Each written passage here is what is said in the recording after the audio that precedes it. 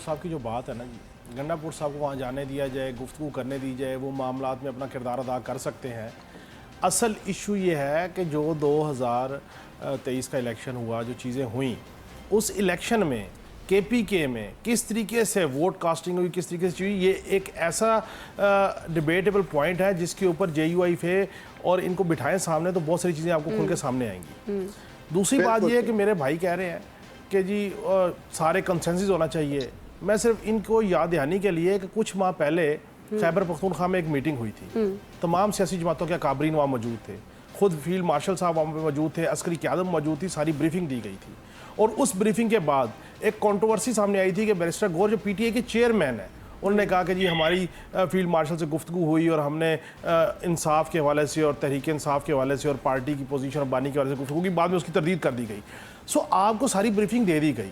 अब इशू ये है कि तमाम जो सियासी जमातें जिनको तहफ़्फ़ुज़ात हैं, इनको तहफ़्फ़ुज़ात अस्करी ऑपरेशन पे नहीं है जी, इनको तहफ़्फ़ुज़ात अपनी सियासी पोजीशन पे हैं।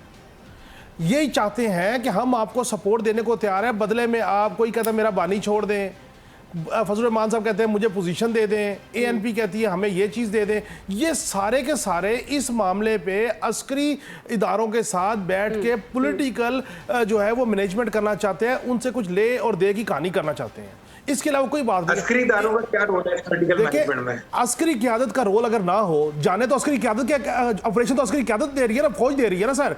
अब अगर अस्करी क़यादत का रोल नहीं है तो फिर आप क्यों कहते हैं कि हम उनसे बात करेंगे, वज़ीर-ए-आज़म से बात नहीं करेंगे?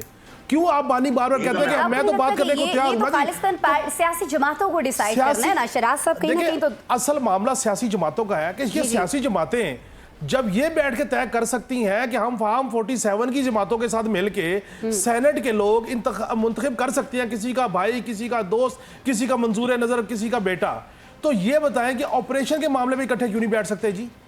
उसमें उनको क्या मसला है? अच्छा, जो जवान अपनी जानों का नजराना दे रहे हैं, जो अवाम मर रही है, उसका कोई पुरसाने हाल नहीं।